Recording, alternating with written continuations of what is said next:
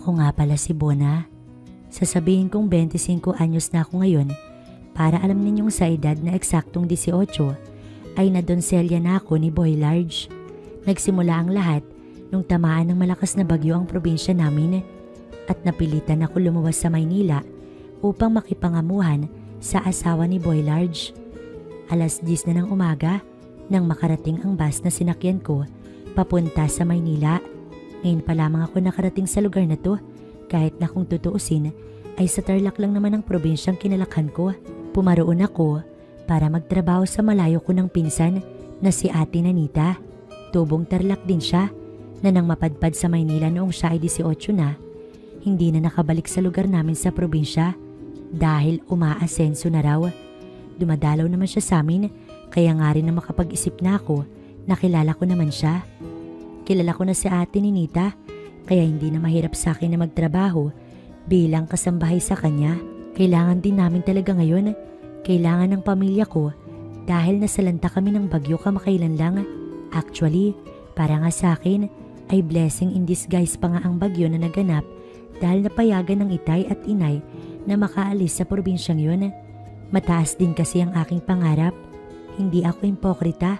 Gusto ko ring makatungtong sa ibang lugar para naman makadama ko ng kahit kaunting ginhawa. Sakto lang pala yung oras ng sundo ko sa'yo. Nalingunan ko na si Ate Ninita bago ko pa muli siyang i-text. Kaagad niyang kinuha ang isang bag sa dala kong 3 bag na sakto lang ang mga laki. Magandang umaga Ate Ninita. Magalang kong bati sa kanya. Tara na. Aniya sa akin. Nauna siyang naglakad sa akin. Sinundan ko na lang din siya. Parang nagmamadali eh. Kahit nakita ko naman ng ganoon siya manamit, halos subad na, nagulat pa rin ako dahil pampublikong lugar ang pinagsusunduan niya sa akin. May tricycle na naghihintay, bilisan mo Bona. Opo Ate Ninita. Tipid kong tugon at saka ko naisip na may tricycle naman pala, kaya siguro ganoon ang suot niya. Halos hubo na. O dapat ko lang nasanayan ng sarili ko sa mga babae sa Maynila dahil nang matahak na namin ang lugar kung saan daw nakatira si Ate Ninita. Halos lahat ng babae ron ay may mga nakaluwaang hinaharap. Hindi naman ako inosente talaga sa ganito. Talaga lang nagugulat ako na heto. Narito na ako sa lugar kung saan dati ay sa mga palabas sa TV ko lamang nakikita. Maraming batang nagtatakbuhan at naglalaro. May estero. Maraming taong nakatambay sa lugar. Oh, sino yung magandang bata na kasama mo Ninita? Hoy, ano yan? May kinuha ka ng katulong nyo? Naku, batang bata yan ah. Sariwa. Tapos ang asawa mo, medyo mahilig. Paano ka na niya Ninita? Hagalpak ng tawa ang grupo ng mga babae at lalaki na nadaanan namin ni Ate Ninita. Wala ko naunawaan sa sinabi ng isa sa kanila. Pero hindi yata at nabanggit nitong may asawa si Ate Ninita. Hindi ko alam. Hoy, magsitigil nga kayo. Pinsan ko to kaya maganda. O kasing ganda ko, diba? Tugon ni Ate Ninita sa mga taong yun. Nagkabiroan pa sila. Ako naman, tipid na tumango lamang. Binili naman sa akin ng itay na maging magiliw at matutong makisama sa mga tao rito. Kaya ngumiti na rin ako pagkuhan. Huwag mong intindihan ang mga yan, Bona. Ganun talaga yung mga tao sa lugar na to. Mga chismoso at chismosa. Okay po ate. Tanging na itugon ko na lamang. Tipikal na tagpo sa mga napapanood ko sa TV, maging ang mga bahay na nadadaanan namin ni Ate Ninita. Isa rin doon ang sa kanya. Maliit, may gulong sa ibabaw nito at nito ko lamang nalaman na para pala sa bagyo upang hindi tangay ng yerong bubong ay ang malaking gulong ang mabisang pandagan doon. Maraming kagamitan ang bahay ni Ate Ninita kahit na maliit lamang. Maayos din yun, mabango kahit nasa tabing estero. Maliit lang ang bahay ko. Kinuha lang naman kitang kasambahay para may maiwan dito kapag wala kami ng asawa ko, Bona. Sabi ni Ate Ninita. Nagsindi siya ng sigarilyo. Wala naman pong problema. Tumango siya. Bumuga ng usok pa itaas. May magiging kwarto ka naman dyan.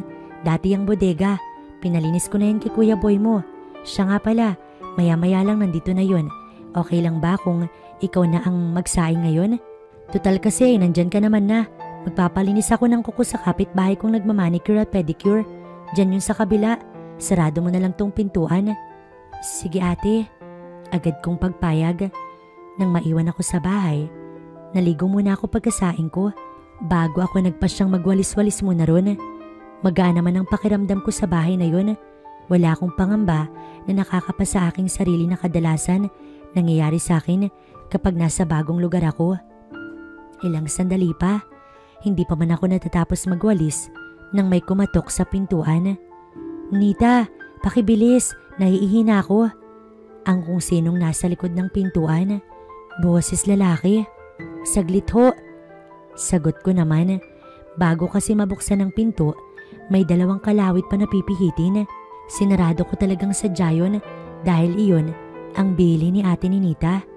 Bakit ang tagal? Nabitin ang sinasabi ng lalaki na pagbuksan ko nang magkatitigan kami. Siguro dahil nagulat siya na hindi ako si ate ni Nita. Pero mas nagulat yata siya nang bungaran siya ng dibdib kong medyong nakalitaw pala. Naramdaman ko na lamang kasi na sa parting iyon ng katawan ko ang malamig na simoy ng hangin mula sa labas. Otomatiko kong inayos ang suot kong sando. Dahil nakaligo na nga ako, yun ang sinuot ko para presko dahil nasa bahay lang din naman ako. Wala po si ate, nagpamanicure sa bahay. Ang sabi ko na lamang, binaliwala ko na lamang ang malagkit na titig niya sa akin. Hindi ako pinansin ng lalaki. Dire-diretso siyang pumasok sa bahay. Nagtungo siya sa gawing kusina. Nagtingin-tingin doon ng pagkain. May pagkain na naman, nakapagsaing na kasi ako gaya ng bili ni ate ni Nita. Sino ka? Anong pangalan mo? Napalunok ako. Kimiri na naipit ko ang aking buhok sa likod ng aking tenga. Ewan ko ba kung bakit tila nakakagulat para sa akin ang baritonong boses ng aking kausap. Bona po. Ikaw yung nabanggit Nita sa akin na pinsan niyang makakasama namin dito sa bahay. Ako nga po kuya. Boy, tawagin mo lamang akong Kuya Boy. Sansala niya sa aking sinasabi. Ngumiti siya, yung klase ng ngiti na makalaglag panloob. Alam ko dahil parang ang gwapo niya sa paningin ko nang bigla niyang gawin yun. Boy, Kuya Boy, sige po, tatandaan ko po yan. Tipid ko na lamang sambit. Nagkusa akong kumuha ng pitchel ng tubig pagkuhan. Napuna ko kasi na hindi kumuha ng tubig si Kuya Boy. Kahit nagsisimula na siyang kumain, agad kong inilapag iyon sa tabi ni Kuya Boy. Sinalinan ko na rin ng tubig ang baso. Salamat, bulong niya. Paitaas niya akong tinignan. Sadyang hinuli niya ang aking mga mata. Ilang taon ka na nga pala? 17 po. Wow! Komento niya. Hindi ko alam kung bakit niya iyon nasambit. Hindi na lang ako nagpakita ng kahit anong reaksyon patungkol doon. Kailan ka naman mag-18? 2 months from now po. Sagot ko na lang ulit sa tanong ni Kuya Boy. Malapit na. Aniya naman, pagkasambit niya noon, pinagmasdan niya ako mula ulo hanggang paa. Nagulat ako o baka feeling ko lang. Mabilis lang din naman kasang ginawa niyang paghagod sa aking kabuuan. Ang pinagtataka ko lang ay kung anong mainit na kumiliti sa ibang parte ng aking katawan nang pagmasdan niya ako. Ngayon ko lamang kasi yun naramdaman. Agad na akong tumalikod.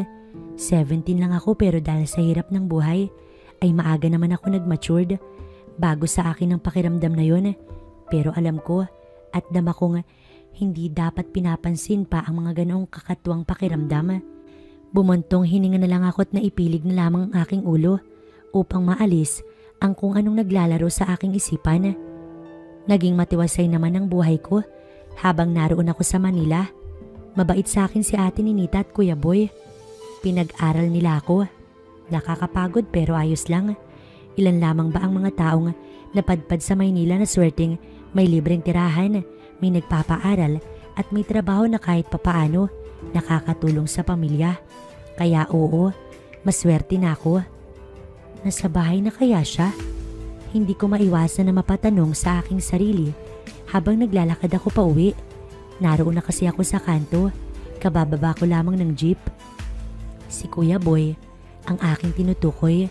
Umaasa ako na nasa bahay na siya at kanina kasi dumaan siya sa school upang iabot sa akin ang isang balot ng hopya. Delivery truck driver kasi siya. Napadaan daw sa school kanina kaya hinatiran ako ng hopya. Nakakatawa nga at napagkamalan ng mga kaibigan ko na BF ko siya. Nakakatawa, ngunit nakakakilig din. Sa totoo lang, sobrang bait nga sa akin ni Kuya Boy. Parati niya akong binibigay ng mga regalo na hindi ko naman hiniling. At ewan ko ba, kilig yata itong nararamdaman ko. Ang lakas kasi ng pintig ng puso ko habang yakap ko ang hopya na sadyang hindi ko kinain kanina. Masarap kasi yun, kapares ay kape. Sigurado rin ako na habang kinakain ko tumamaya, mapapangiti ako. Pero ang ngiting inaasahan ko ay hindi naman naganap. Nang makauwi na kasi ako, ay napakunot noon ako sa ingay na aking naulinigan. May mga umuungol, may tunog ako naririnig na tila nagabulan ng hininga. Marahas ang tunog, nagmumula iyon sa kwarto. Dahan-dahan kong nilapitan ang pinto ng kwarto, Ate Ninita at Kuya Boy. Hindi ko na halos na malayan. Napigil ko na pala ang hininga ko ng mga oras na yon. Nakakaengganyo na masilip kung anong naghihintay sa akin nang dahil lamang sa ingay at kung anong tunog na yon. Habang papalapit ako sa pinto, unti-unti kong natiyak na ang mga tunog na naririnig ko ay nagmumula kay Ate Ninita at Kuya Boy. Kinabahan ako. Sa nanginginig na mga palad, kumapit ako sa siradora ng pintuan. Inunti-unti ko lang ang pihit upang hindi ako makagawa ng ingay.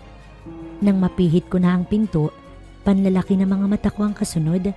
Agad ko kasing namataan na parang aso si Ate Ninita, habang parang hinete ng kabayo naman si Kuya Boy. Pareho rin silang pawisan, parehong naglalabas ng ingay mula sa mga lalamunan. Laking probinsya man, ay may nalalaman naman ako sa napagmamasdan ko ng mga oras na iyon. Alam kong gawain lamang iyon ng mag-asawa, pero iba pala kapag dalawang mga mata mo na ang nakakasaksi ng live sa gawain na iyon. Kinaumagahan, late na talaga akong gumising. Hindi kasi ako masyadong nakatulog. Napuyat ako kakaisip ng mga nasaksihan ko.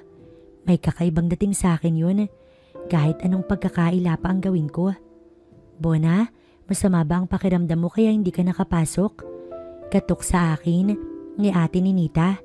Bumuntong hininga ako bago bumangon. Oo te, simple kong tugon.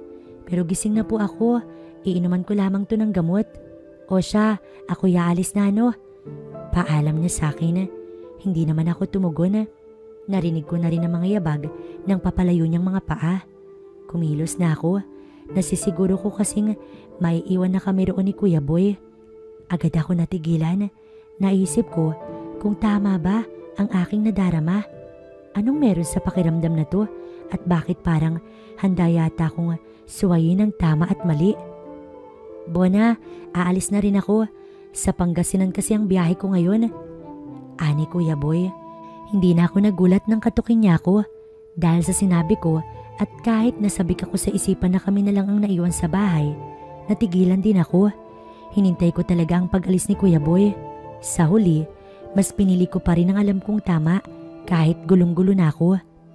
Nasa ganoon akong pag-iisip nang ang mga yabag naman ng lalaking gumugulo sa akin ang narinig ko nang umalis. Tsaka na ako nag-decide na kumilos talaga. Marami pang gawain na naghihintay sa akin. Kahit mabait sa akin sina Ate Ninita, hindi ko naman nalilimutan na ako ay kanyang pinapasahod. Nang makalabas ako ng silid na inuukup ako, naalala kong itali ang aking buhok. Sa pagkabigla ko sa katok ni Kuya Boy, nakalimutan ko nang ipunin ang buhok ko para iponytail. Kanina pa kita inaabangan na lumabas sa kwarto mo. Nanlaki ang mga mata ko sa gulat. Malakas din ako napasinghap. Eksakto kasi na nakataas ang aking mga braso. Bigla ay lumitaw mula sa kung saan si Kuya Boy. Niyakap niya ako. Mas lumakas ang pagsinghap ko nang hapitin niya ako ng mahigpit. Ang palad niya ay talaga namang nararamdaman ko. Ang bibig niya ay nasa bandang leeg ko. Alam kong nakita mo kami ni Ninita kahapon. Bulong ni Kuya Boy. Kung nagsiselos ka, wag muna. Talagang pinakita ko yun sa'yo upang magkaroon ka ng ideya kung ano magaganap sa atin sa araw na ikaw ay magdi-18 anyos. Para akong baliw. Ninamnam ko talaga ang kanyang haplos. Kung hindi kalabisan, sasabihin kong pati ang kababanggit niya lamang na tila pangako ay akin ang hinihintay ngayon pa lamang. Wala na. Nang araw na yon, na-realize kong hulog na ako sa bitag ni Boy Large.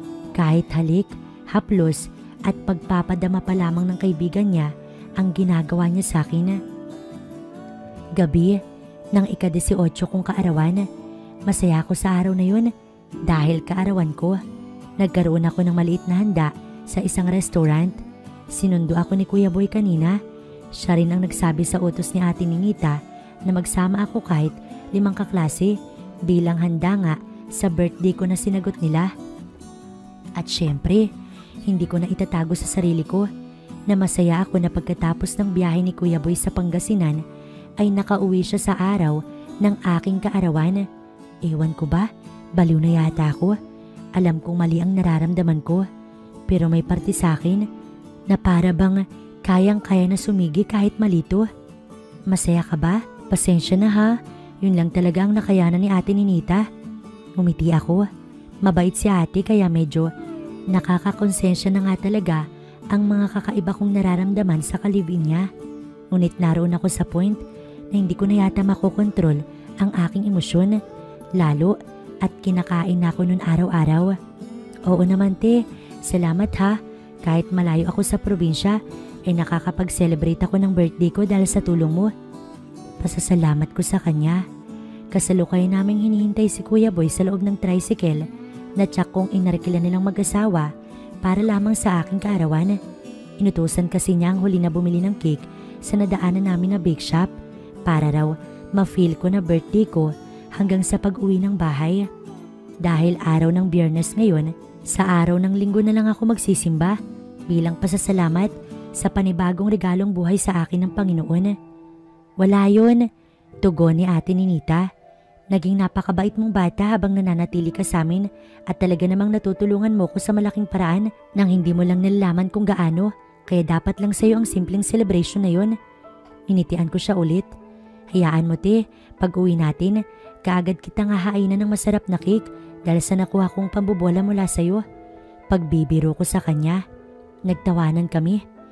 Nang dumating na at pumwesto na sa driver's seat si Kuya Boy, tsaka ko nalaman na bukod pala sa alam kong trabaho ni Ate Ninita sa umaga, ay mayroon pala siyang trabaho sa gabi na tila on-call lamang. Yun ang pagkakaunawa ko sa palitan nila ng salita ni Kuya Boy. Ibababa namin si Ate Ninita sa kung saan magbibigay siya ng instruction kay Kuya Boy habang kami naman ni Kuya ay uuwi na. Ang dinig ko pa, bukas ng umaga yung uwi ni Ate Ninita. Kung anong klaseng racket ang sinasabi niya na para bang inaayawan ni Kuya Boy pero itinutuloy pa rin niya at sayang daw ang kita ay hindi ko alam. Hindi pa ako masyadong exposed sa kalakaran ng mundo. Kahit napunta ako sa Maynila ay bahay-eskwela lang ang pinupuntahan ko dahil nga naroon ako upang magtrabaho at hindi para maglibang. Sa mga narinig ko, bigla akong kinabahan na ewan. Isipin ko pa lang na may iwan kami ni Kuya Boy sa bahay.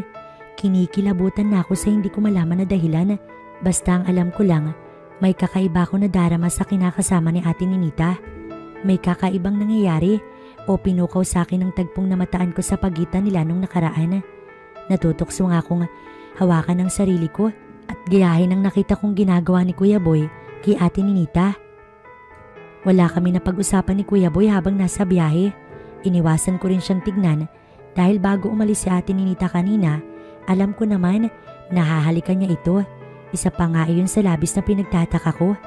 Hindi ko na talaga maunawaan ang aking sarili. Happy birthday, Bona. Agad na ani Kuya Boy sa akin nang mailapat niya na pasara ang pinto ng bunting bahay na aming tinutuluyan. Nang lingunin ko siya, ay nakagulatan ko ang ginagawa niya. Gumigiling lang naman siya sa akin.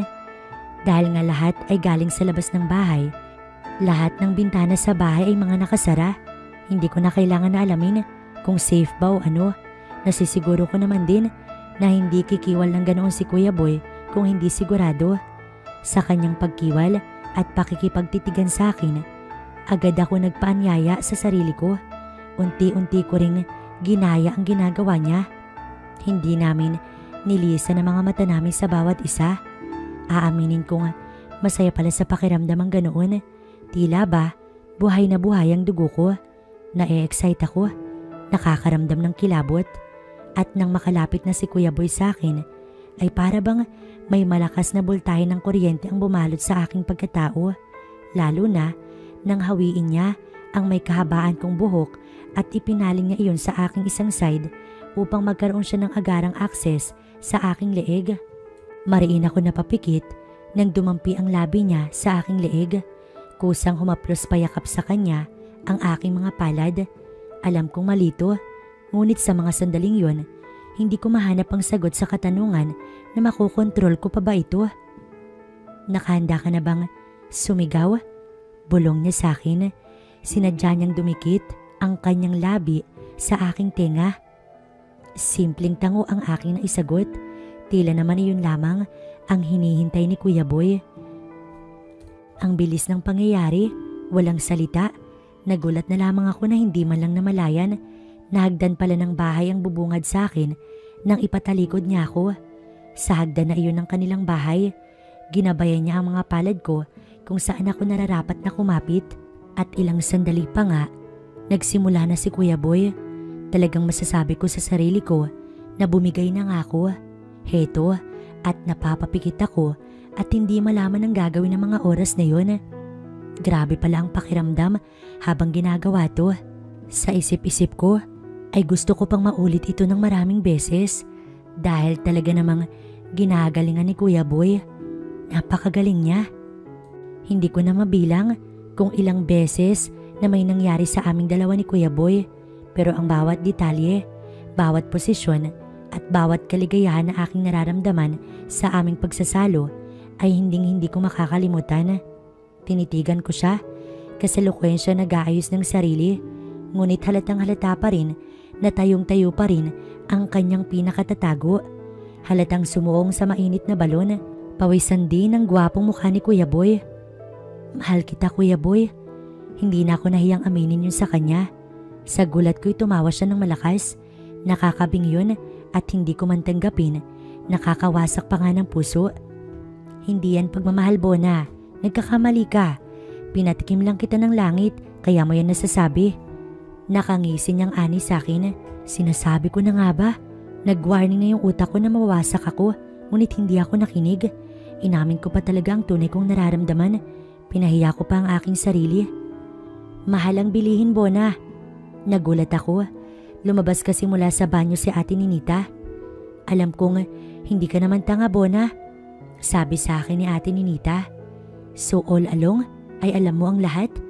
Mapait kong tanong sa kanya. Ang kapal ng mukha ni Kuya Boy. Nakakatingin pa siya sa akin. Sa mga oras na yun, maiyahambing ko siya sa demonyo. Ang bababoy niyo. Malakas akong tinawanan ni Ate Ninita. Binaboy mo ang sarili mo. Nagpauto ka sa lalaking to. Ikaw ang nagdala sa sarili mo sa pagkakamali mong yan, Bona. Gusto ko sanang depensahan ng sarili ko, pero lintik na mga luha naglanda sa aking pisngi. Bumaraan kung ano sa aking lalamunan, dahilan upang mahirapan akong huminga. Inakit ako ni Kuya Boy. Pinahulog sa bitag niya. Plinano nila. Pero bago ko makaramdam ng pagdadrama rito, ikukulta ko muna sa isipan ko yung tanong na bakit. Nilapitan ako ni Ate Ninita. Inipit niya ang buhok ko sa aking tenga.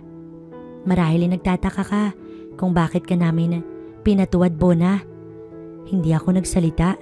Kuyom ko lamang ng mahigpit ang aking mga kamao. Hindi ko rin sila masumbatan ng higit sa nasabi ko na dahil may parti ko ang nagtutulak sa akin na iwasan na magalit ng sobra. Sayang ang natitirang enerhiya kung ilalaan ko sa galit. Nasisiguro ko kasi na ito na ang huling araw na pananatili ko sa bahay na yun, kung saan ginawa lang akong tanga pala ng mga taong inakala kong totoo ang hangarin na makatulong sa akin, ng taong inakala kong tunay na gusto ko at ang katawan ko, ng taong akala ko ay mahal din ako. Ayaw naman kitang pahirapan kaya heto na yung malaking sorpresa namin sa'yo. Nasorpresa nga ako. Sa muling pagbabalik kasi nang umalis na si Kuya Boy, may kasama na itong foreigner. Napakalaking tao na kano. Halos kasing laki ni Boy yan, kaya hindi ka na mahihirapan. Ilaban mo na yan, Bona. Madatong yan. Ani pa ni Ate Ninita sa akin sa pabulong na paraan. Bakit hindi ikaw? Nakuha ko pang itanong. Ano ka ba? Matanda na ako. Mahina na yung tuhod ko. Kapag pinatiwarik ako niyan, hindi ko nakakayanin. Masyado ko nagtiwala sa taong to. Mas nakakasuka nga ring isipin na pumatol ako sa kinakasama niyang walang kasing gago. Magkano yung magiging komisyon niyo rito? Tanong ko sa flat na tono. Naroon na rin lang kami. Magkaprangkahan na kami. Baka sa mundong to ay ganoon talaga. Nakukuha yung ibang gusto natin sa pakapalan ng muka. Malawak na napangiti si Ate Ninita. Tsaka niya binulong sa akin ang mga katagang nakakagulat naman na hindi ko kinabigla. Ang komisyon daw nila ni Kuya Boy roon ay kayang-kaya na silang ilayo sa mabahong lugar na yon. Buntis pa raw siya't manganganak. Pwede na ring panimula sa negosyo ang iba kasi umasa sila sa kakarampot na kita ng kinakasama niya. May pangluho na rin daw at ang pinakamahalaga at finale, kayang hugasan ng halaga ng komisyon na iyon ang bahid ng pagkakamaling nagawa ko sa kanila. Kahit pa iyon ay dahil naman sa kababuyan nila. Sige, pumapayag na ako. Kapirasong salita, ang bigat sa aking dibdib ay tila nadaganan pa ng bolang bakal sa bigat. Hindi ako baliw para kumbinsihin yung sarili ko na ayos lang ako. Pero napakalaki pala talaga kung mabayad ang foreigner. Kaya na rin na mapatayuan ng babuyan ang mga magulang ko sa probinsya. Tumatawa pang hinagi sa akin ng kano ang mga dolyar. Parang aso na ginapang ko ang mga papel na pera sa kanyang hinagis. Para dagdagan niya ang mga perang yon, hindi ko siya hinayaang makaalis.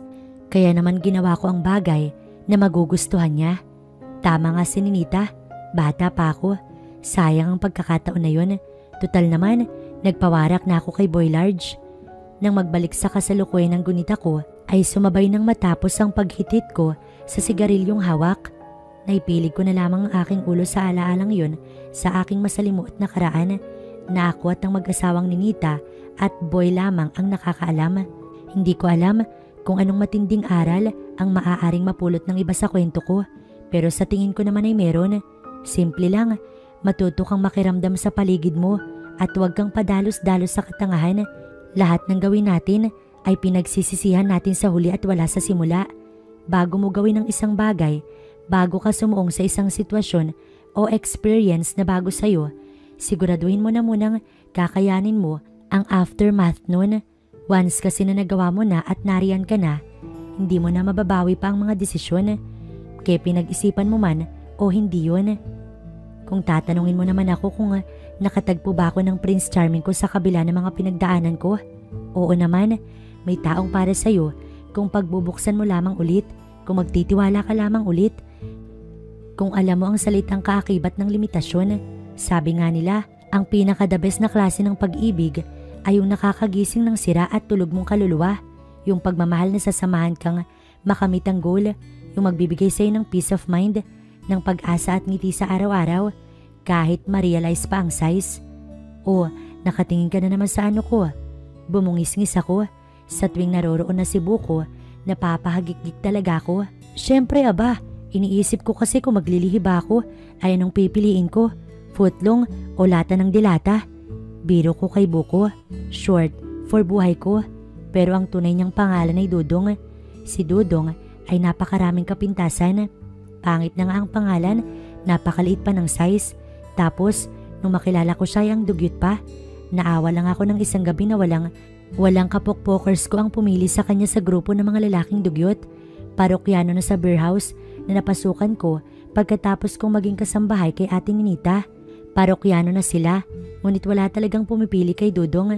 Nang minsan na matumal, pinatos ko na. Mrs., hindi mo na dapat tinatanong yan. Nakapili ka na kasi. Mahimbing na anin Dudong sa akin. Nilapitan niya ako. Mula sa aking likod, niyakap niya ako. Kiniskis ang kakapiraso niyang pinakatatago. Tama ka Buko, nakapili na nga ako. Napili ko na yung dilata. Marami kasi akong pangit na karanasan sa mga footlong. Yung footlong nung nakaraan, walang ketchup. Diyos ko, biro ko dito. Sabay kaming natawa. Pagkatapos naming magtawanan, napatitig kami sa isa't isa at hindi na namin kailangan magsalita pa. Agad-agad ay naganap ang bagay na iyon sa amin.